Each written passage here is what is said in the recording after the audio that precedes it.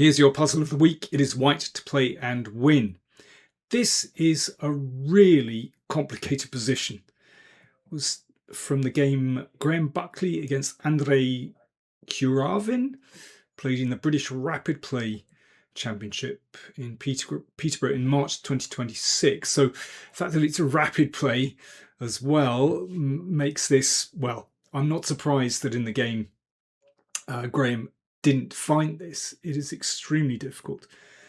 I think, whenever you have a position where there's no clear pawn structure, where the pieces are just kind of floating, that makes life extremely difficult for both players. And you can see here that although white is a pawn up, and yes, you could say these pieces are well protected, this f-pawn gives black counterplay. And, that's a very strong bishop raking across the board. But white does have a win here. Maybe I should show you what happened in the game first. So I should mention, if you want to solve the position, the puzzle interactively, then do check out the link to chesspuzzle.net. You'll see that below. So, okay, first of all, what happened in the game? Well, Rook d2 was played. So that's a very understandable move. This knight lacks support and it has to move.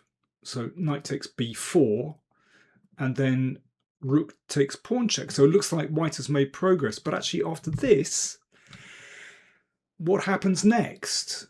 Actually, there isn't a way for white to make progress. And in the game, rook f2 was played and f3. And, well, it's clear that this pawn gives black sufficient counterplay because the rook is tied just to blocking it. And the game sometime later ended in a draw. Okay, let's go back to this position. So this is fascinating. There is a way to win. Are you ready? Okay. The win is rook c2. So this threatens a checkmate on c8. Now there's really only one sensible way to meet that.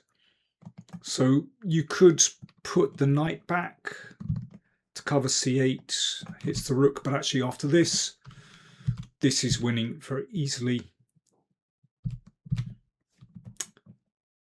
And, well, it's going to be mating a couple. So after rook c2, threatening rook c8,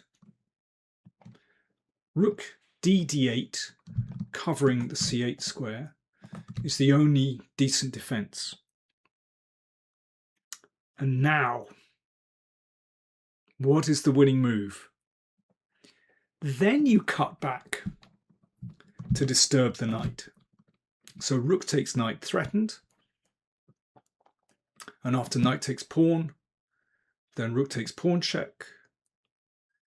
King goes in the corner. Now the difference is that in the previous line, the rook was on d7 and that covered the c7 square.